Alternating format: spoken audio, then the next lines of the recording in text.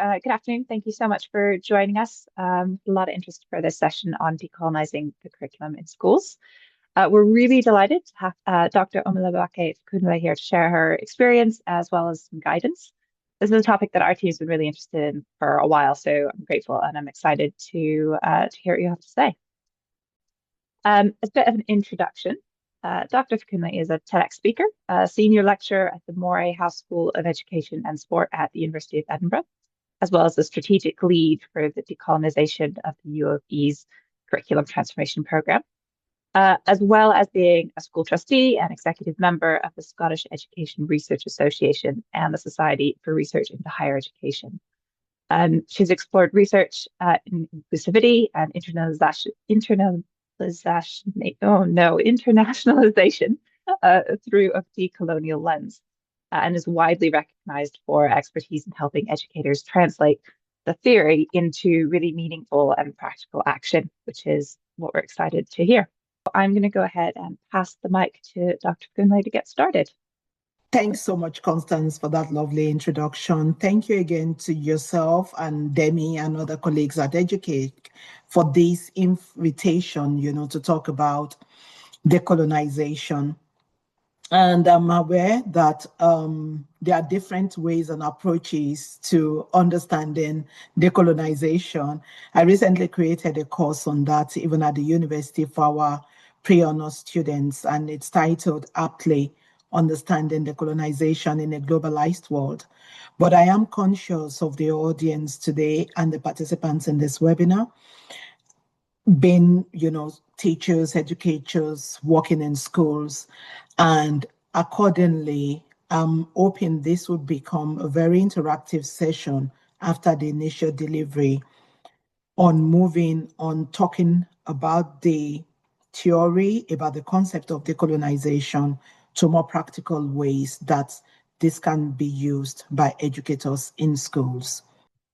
So the focus today being on decolonization is actually how we move from awareness to action.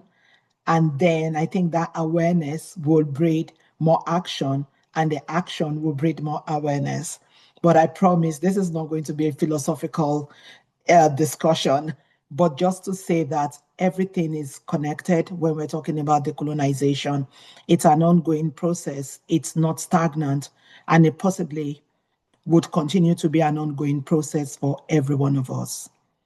So the first aspect of awareness that I will talk about today, I would go into the historical aspect on why we are where we are in terms of needing to talk about decolonization, which obviously implies that there was colonization, and there are different ways of calling that now: colonialism, coloniality. But something happened that we are trying to decolonize. And how do we go about a decolonial approach without first understanding and, developing our awareness of what had happened? But not only what had happened, but also the current ramifications of what's happened. Because some people do say, oh, but all that happened in the past, the colonialization, the slavery, and all of that violence. But what are the legacies that we are grappling with right now? And how does that inform what we teach, how we teach, what we learn, how we learn in a multicultural and globalized world? And that's where I want to be the starting point for this presentation, so that we all have at least as much grounding we can get in 20 minutes before we move on to the more maybe actionable, practicable things we could do, and what could be the impact of that. So I coined this colonization PLC, and I think I just had a brainwave when I was putting together the slides. And it does sound, when you talk about PLC, we know we're talking about a business incorporation. But this really, and I think this is something catchy that people can maybe remember as well, when you're talking about the PLC, it's about the people, the land, and the culture. And the entire business of colonization was to take over people's lands. In some cases, the denigration of cultures that are not Western by the colonialist. In some cases, because colonization has different phases. So it is not just one thing, and also about the people. And I'm going to talk a bit more about what looks out of place in this picture. That is a bin. It's called the Calabar bin. And the beans originated from Calabar. And that's all I'm saying at this point, because you're going to have something, that will talk about the Calabar bin and why did that happen. But the image of colonization a lot of people resonate with is about the ships, about, the voyages, about people moving from one continent to another. And then what then happened, the dispossession of the land, the subjugation of the people in that land, and the eradication of cultures, really, when you think about it. And that still happens now in some ways, but in different ways. And this beautiful landscape is one of the pre-colonial constructions in Africa. I'm going to leave it as something of a mystery. If you could guess where that is, maybe it could come in part of the Q&A, if people can put that in the Q&A. I think I've unraveled the bigger puzzle, which is the bin that looks like an alien pod. But so let's see if people will guess where that was, and that was pre-colonial. And why did I include this photo? Of all the different things I could have used to explain that there was a way of organizing community before the colonialists came. And there were different waves of colonization, especially in Africa. It wasn't just one type of colonization. But people were being organized in a particular way. But here comes, like, we're bringing civilization, we're bringing modernity, and therein lies the narrative of race and racism, the superiority of some races over some races, which is a biological fallacy, and that has been disproven over time. But yet we're still living with the ramifications of these wrongful ways of thinking. And this makes for some dark reading, I know, or some dark listening, but it is what we need to confront if we're to deal with the topic of decolonization, that there was an unacceptable way of treating people, of dehumanization, of dispossession. But then what has that got to do with us today and where we are today, especially in the work we do as educators? And these are two pictures, essentially the same thing. I love food. Anyone that knows me knows that. I mean good food. But here you have a picture of, thank you for the love. Yeah, I think we've got a foodie in the house. We have a picture of pounded yam. Now, pounded yam, no need to go into further details. You may suspect is one of my favorite food. But there is a machine, LG machine, with 1 year warranty. And it is the original yam pounder. Like, we could dissect this advert in so many ways. And the reason why I'm using it is because I want us to just think about the normalization of what we term as modernity when it is discussed in contrast to culture, about moving from one thing. Look at that picture. These young children are probably waiting for their dinner or maybe lunch. And these women are pounding the yam. I mean, whenever I remember going to my grandfather's house way back decades ago in the 80s, and I would see women doing this. But nowadays, we use a yam pounder. And there is nothing wrong, with using a machine to make things easier for the busy lives we live now. But there is a culture, there is so much going on in this picture. The culture, the coming together. I cannot say, because I didn't take this photo, like this might be generations, because the women are different ages. It's a coming together. It's not just making food. It's a culture. The children are waiting. Someday would get their choice. The communal living. This still happens in some places, in villages, all over Africa or wherever they pound yam. And at the same time, this happens as well in terms of using a machine. But then when you read this advert, it says, enjoy the quality of life. That is a different way of living. This is a different way of living. The question is this quality of life different from this quality of life? The jury is out there. But some people will argue that the yam that is, in fact, I had somebody arguing this yesterday, which is probably why I decided to include this. We went out to a restaurant and it was like, I am not eating pounded yam that is not well pounded because I am from so. And I said, yep, I've got nostalgic feelings. It tasted better. But the point is, it was also very communal. And I'm using this as a light example. And you can think of examples in your cultures, things that have been overtaken by modernization because of the fast-paced life that we live. But is one better than the other or just different? And how do we embrace this difference? And this is kind of the way I want us to think as I talk about decolonization. Because someone will look at this and say it's primitive, gosh, why are we having that? But is it?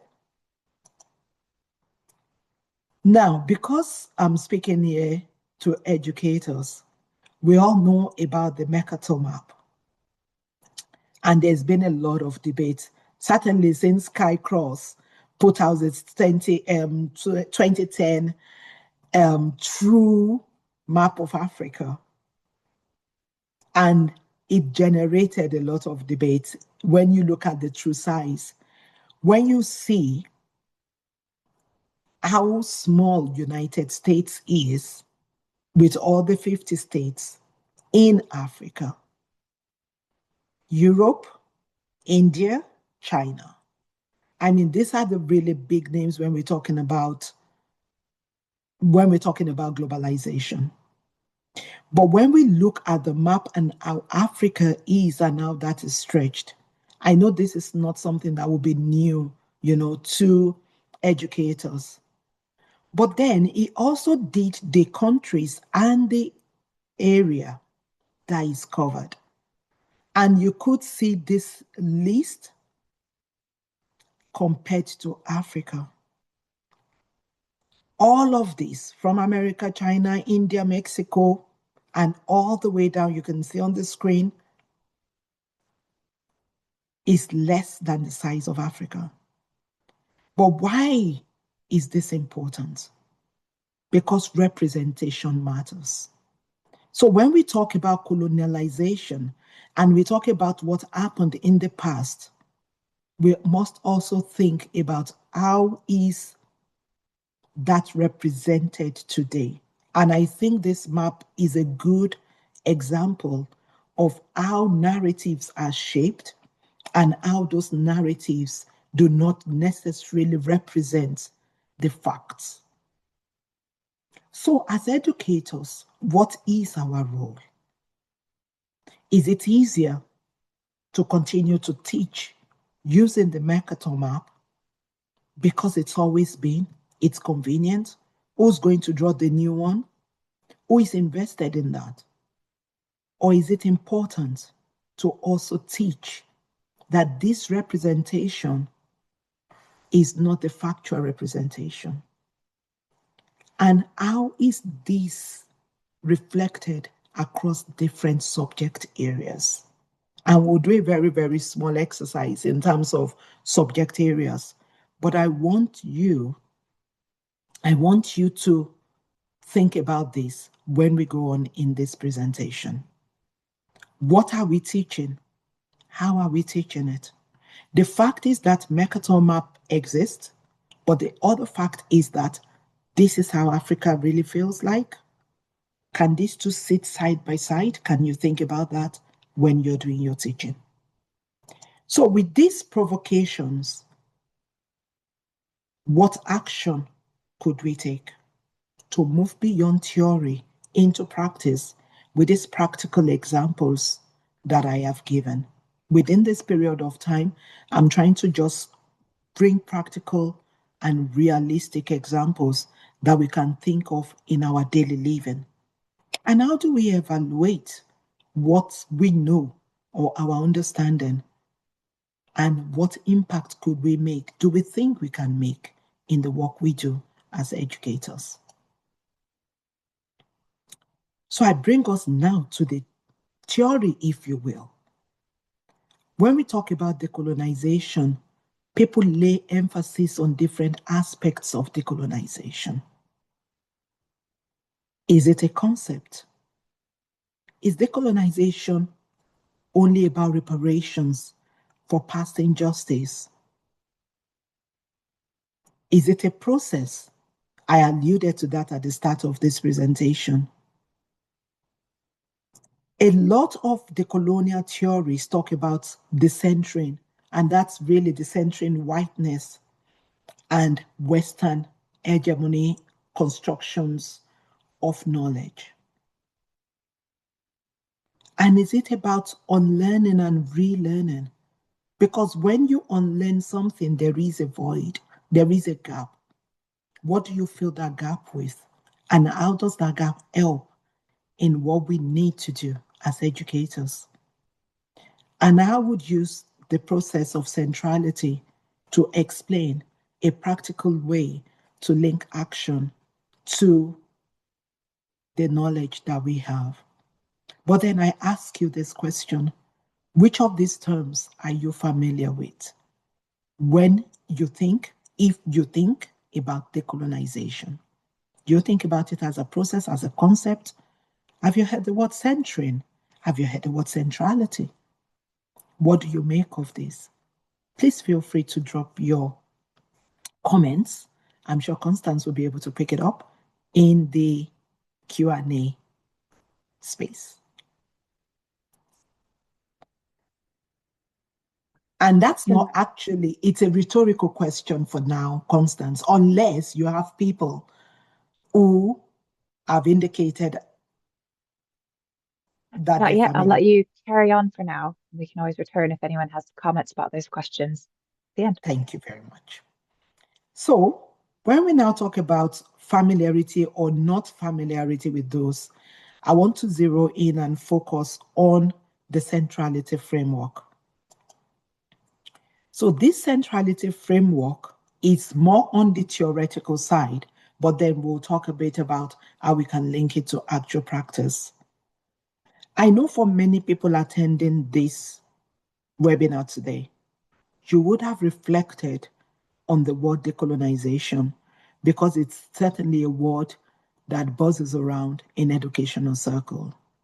You would potentially have considered, and I saw some questions that were shared before this webinar in terms of wanting to know more about what this connotes and what it means for your teaching.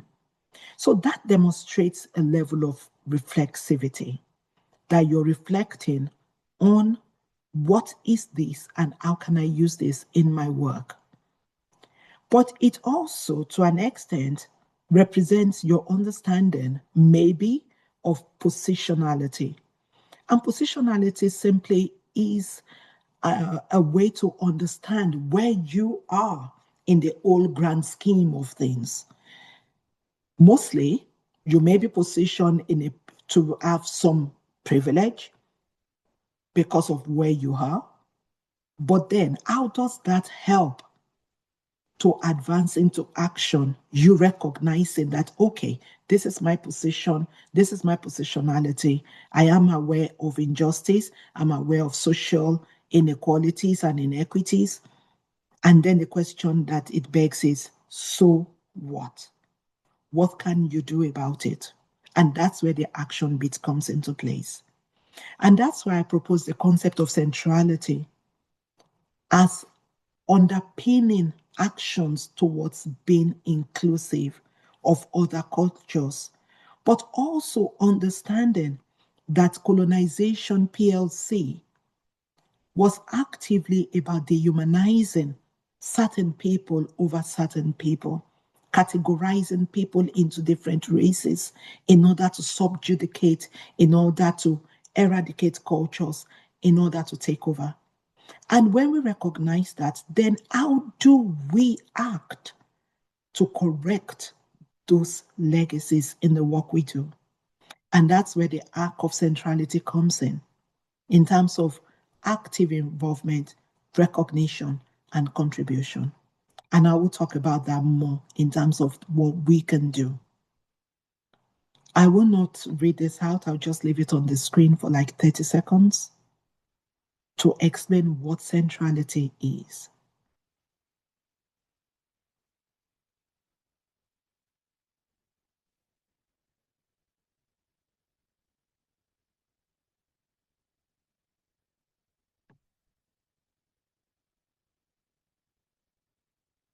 Okay.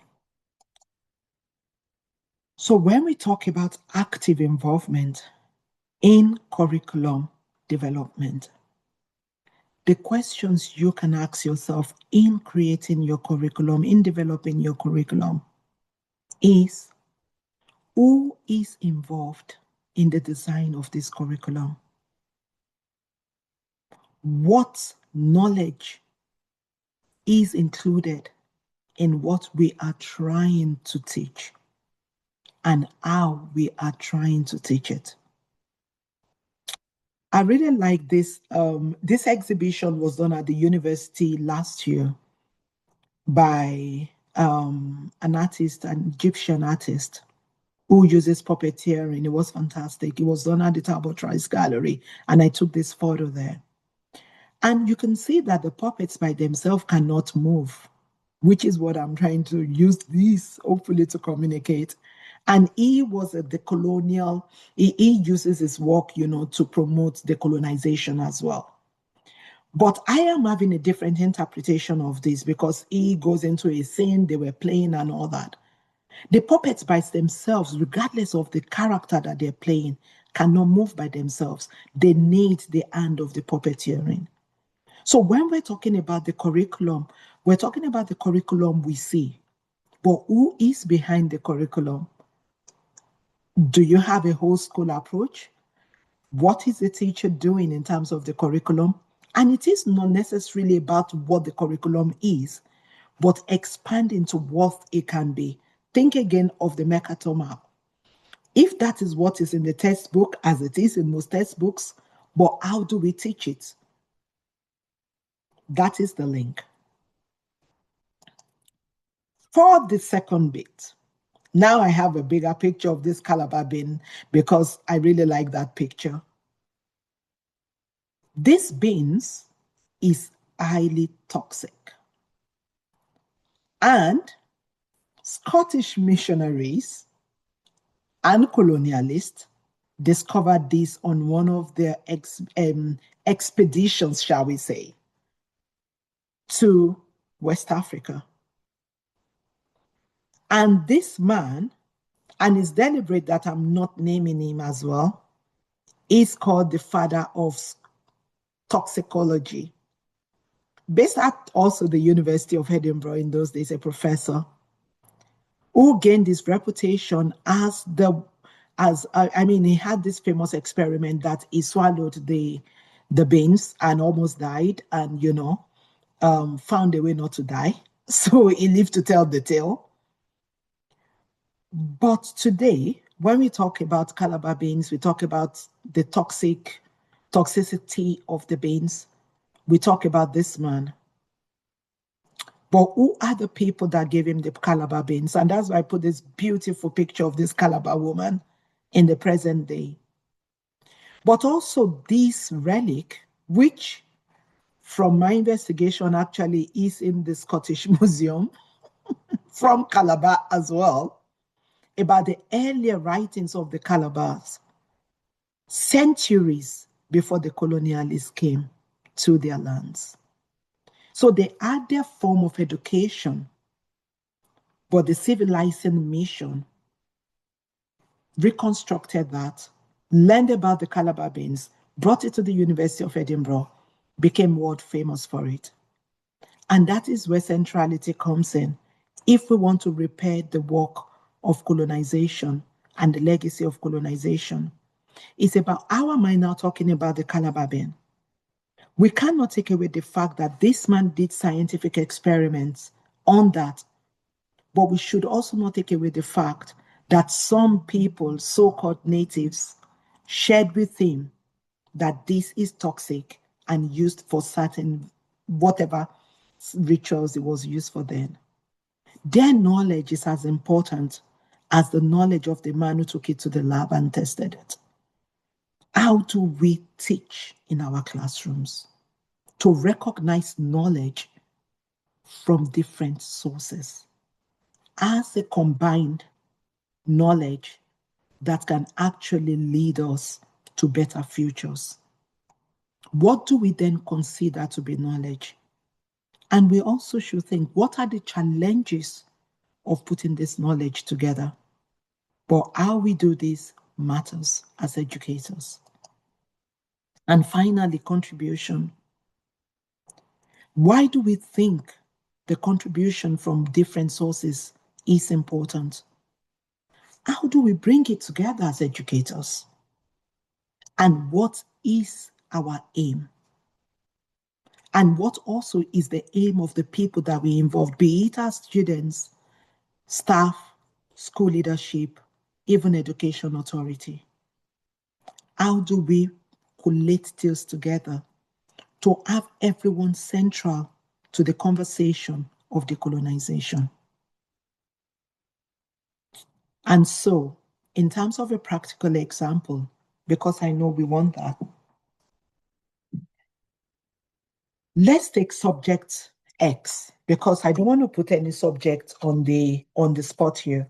I'm trying to plug in my laptop. I just realized that was going off.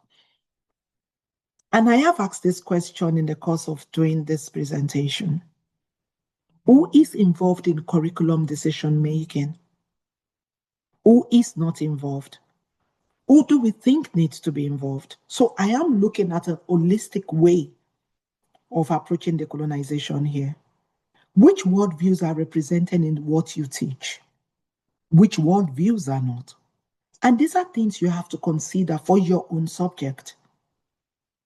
What types of examples are used that are specific? If we use English, for example, which books, literature books, do we engage with for students? Which ones do we not? What examples do we use in the classroom? And how do we use these examples? Do we use these examples with the consciousness that this might be a misrepresentation, or do we even totally erase some knowledge in what we think? This might seem like difficult and challenging questions, but for us to decolonize our curriculum, we have to engage with these questions in developing our curriculum and in what we teach and how we teach it.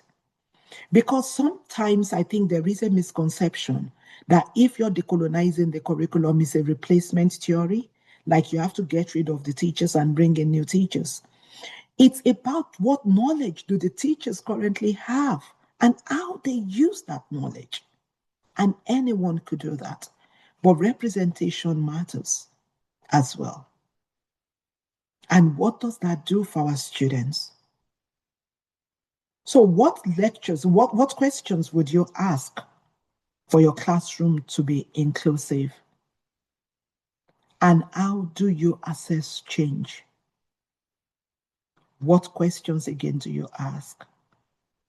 And if you thought that this webinar will be just do this, tick this box, that is not decolonization. Decolonization requires the active participation and involvement of everyone. to confront the legacies of colonization and to rethink how we think, what we think, and what we do. So why a centrality approach? It moves from awareness of what the issues are to action, what you can do. And I think it's also a developmental opportunity for all of us in terms of thinking about what is my role in decolonizing the curriculum? How do I adopt a decolonial approach so that when I'm presented with information like the Mercator map, how do I use it? And you have to tailor it for your own discipline. And then how can I become a champion of inclusivity in terms of the initiative I do? So it's not a question of putting the burden on others, but to see how we can work on it together, active involvement. And how do we assess what we are doing pedagogically? And what's the impact in the real world, in the real lives of the students we teach, and us, the people that teach the students? Thank you very much for listening. Thank you so much. That was really interesting. I'm just going to give people a few minutes to add any questions into the chat. I was just thinking some of the things you're saying were extremely relevant, especially as we are all waiting on tenterhooks for the curriculum change to come about. And I think some of the questions you asked there about who's writing the curriculum, what their aims were, can be things that we can look at critically, because I know there'll be a consultation of the curriculum first draft, which should be due in September. I've already had a few questions come through. So first is, what advice would you give to a teacher in a UK school who might have a diverse class of students, including children of immigrants, refugees, and how might they successfully teach a diverse curriculum while including that really wide range of lived experience? That is a very, very great and complex question. Can we break it down? So, UK setting of teaching. How do we include refugees? Yeah, so if you have a classroom that a really diverse classroom, any tips for how you go about this process of decolonizing and referencing and pulling in all their lived experiences as well? I think that is a double-edged sword, because based on my research,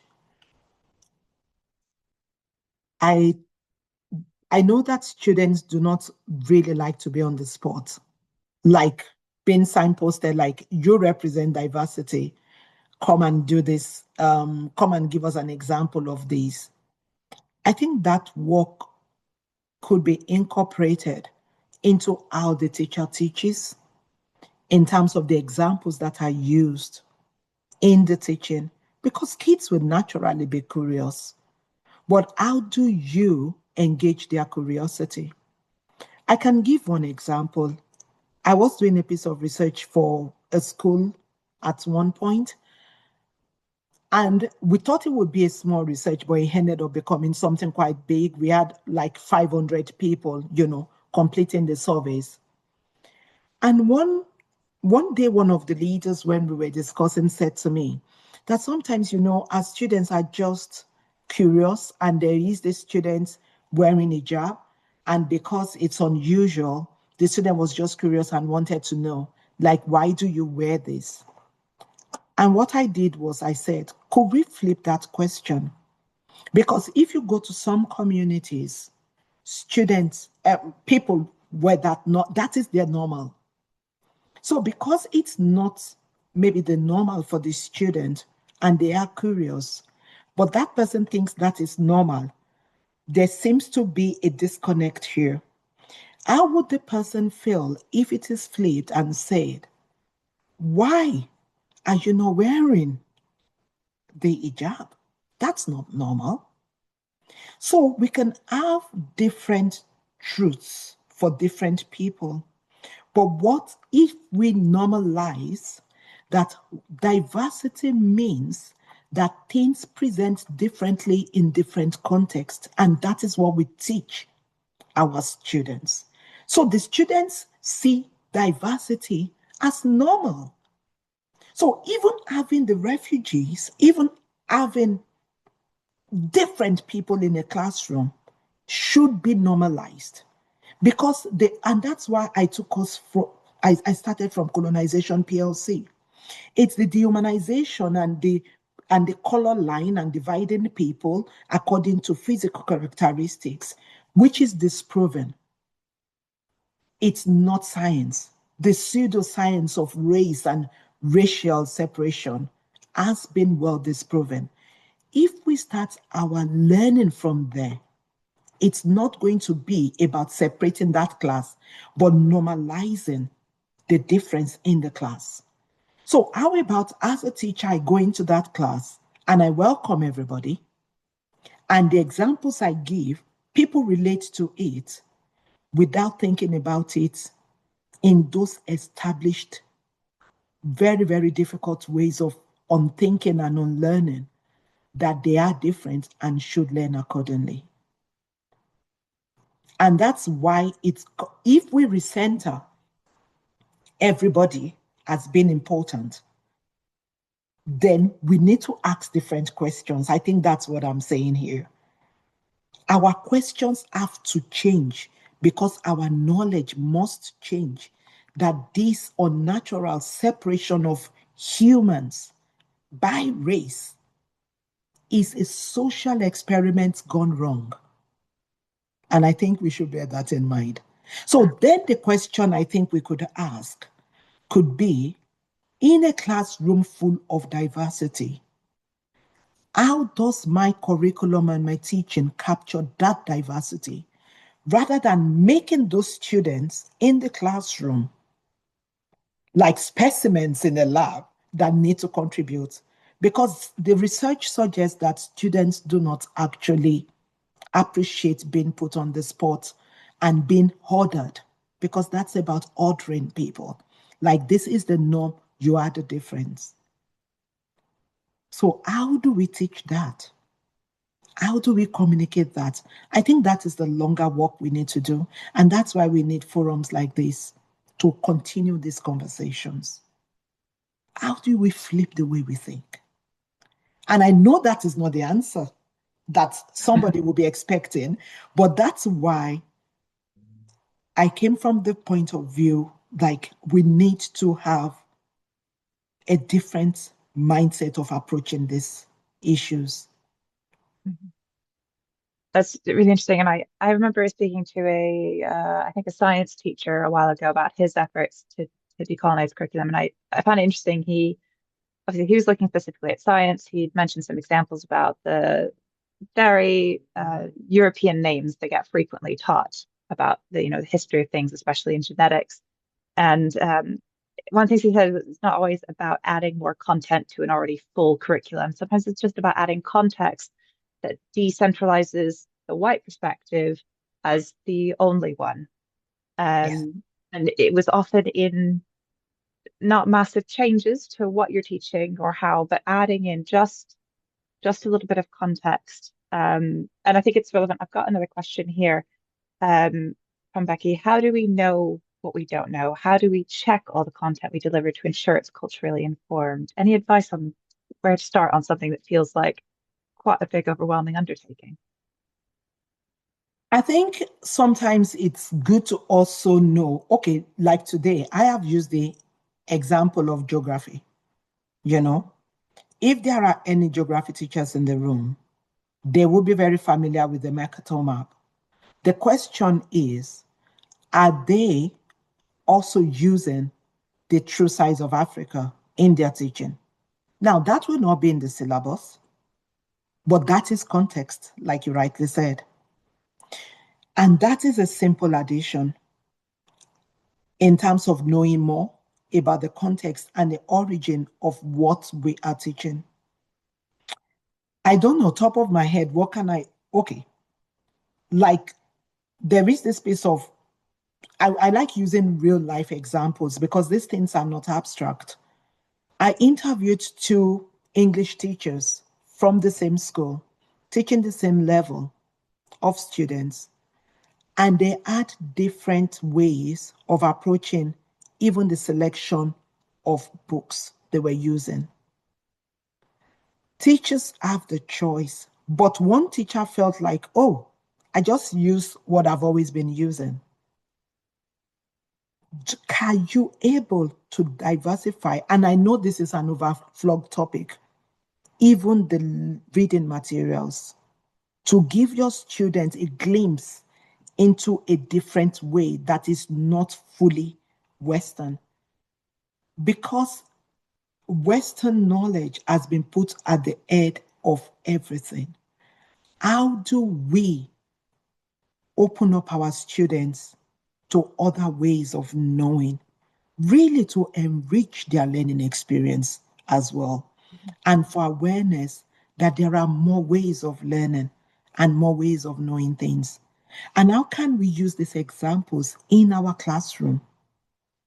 And I think that is the question for educators in terms of how are you willing to look beyond what you currently have? A little investigation can unravel a lot of information. And how do you use that in context in what you teach your students? Mm-hmm. You know what they say about, like, say, dead and pale. One example I've had that's been used is you cannot make Shakespeare black. But that is the point. No one is saying make Shakespeare black, but the context and how you teach about Shakespeare, recognizing some of the racist things that were in some of his writings, is a way of engaging with that topic. Yes, this was a brilliant writer, but also some of these viewpoints are problematic. And it's creating that space to have that level of discussion that can help us to decolonize our curriculum.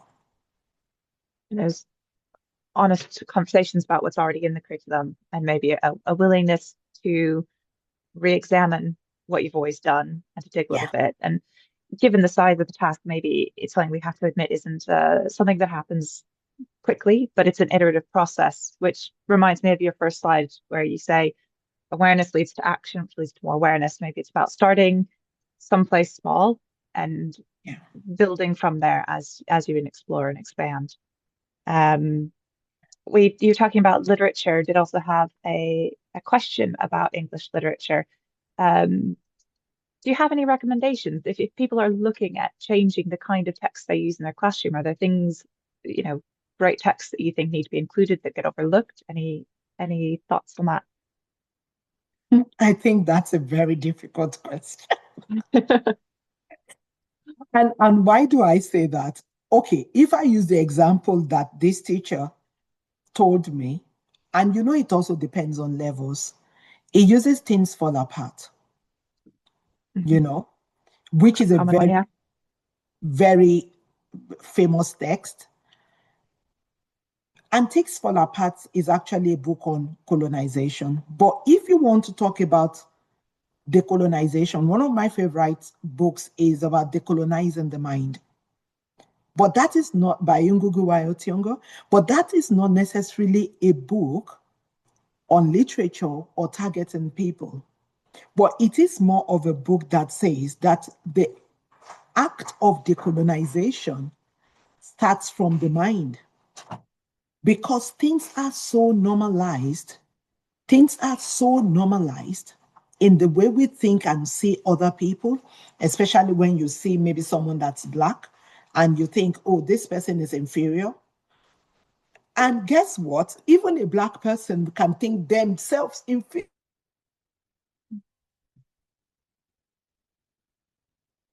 Oh. Has told us this. That was part of my socialization. But consciously in your mind saying, all humans are humans. And stop that dehumanization of yourself and of other people. That comes from the mind. And that's important. for everyone.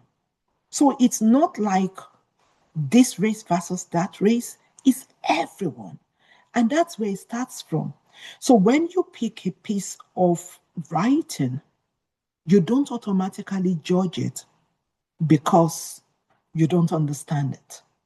And that curiosity, I think, about knowledge is more important for any discipline and any subject. Yeah. Really interesting. Thank you. Um, I've got a couple of questions if you have a little bit longer, and we're just a few minutes over time.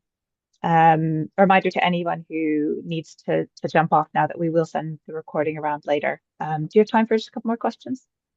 Yes, a bit more. Okay, perfect. A couple of these questions are the same sort of thing. So for teachers that really want to get started on this process of decolonizing their own curriculum and their own lesson plans, that can be really limited by their own knowledge. Are there any resources out there, websites, books, whatever, for teachers that are trying to start this process and do that sort of, you know, relearning, unlearning process in their subjects? Do you have any resource recommendations for them? There are several, resources out there about decolonization. My fear is a lot of these resources sometimes are academic and not practical. And that's one area where I think we have more work to do as well.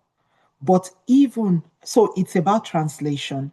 How do we translate the theories, on how to decolonize? And how do we not make it a tick box exercise? Mhm. One of the more common things people do is diversify their reading list. But diversification of your reading list is not necessarily decolonization because you may not even read those books, right? I think a lot of us, present company included, have a lot of books we wish we've read that we've not read, but they are on the shelves. So even if you buy them, even if you have them, does not necessarily mean you're engaging with them. And I just think that is work in progress based on, where the research is right now. There is a lot of things people want to do. We need to involve the boards. So, for example, in Scotland, there's been some work being done, anti-racist education. I think that's where I see a lot of resources. But I'm also a little bit concerned about that because race itself is a flawed concept. And anti-racism is a really decolonization. They are related, but do we make the nuances clear? We have a book, and I'll share the reference. Do I have that in the, can I think I have that in the literature review. So the Bearer Guide to, that's the British Education Research Association. We published that in 2024. It is a really good collection. I have Yes, put perfect. that guide to decolonizing the curriculum. It is a collection of short papers from across the world, mostly from the UK, but I mean from England, Scotland, Wales, Ireland, and also from the US. So we have a good collection of decolonizing the curriculum. So it is a guide. That guide is published, is out there that teachers can look at. And some of the chapters look at subject specific areas. And the good thing is also goes from early years to primary to secondary and then higher education. So I think that's a good starting point for people. But it's Mhm. still, the point still is we need to do that work as educators ourselves. And you've mentioned that diversification and decolonization are different, and diversification feels a little bit more like the range and the variety of content you cover, whereas decolonization feels a little bit more like the lens with which you approach it, which has to do with your own positioning, as you've said, and being honest and transparent, having those conversations with students about the material that they're covering and the context around it as well. I think Yes. that we have covered all the questions. Thank you so much for your time. It's been really Thank interesting, you. and appreciate you taking a little bit of extra time for the questions. But other than that, I hope everyone has a wonderful evening. Thank you again, Yeah. Labake, for doing this for us. Thank you, Constance. Thanks, everyone, and bye. Take care. Bye.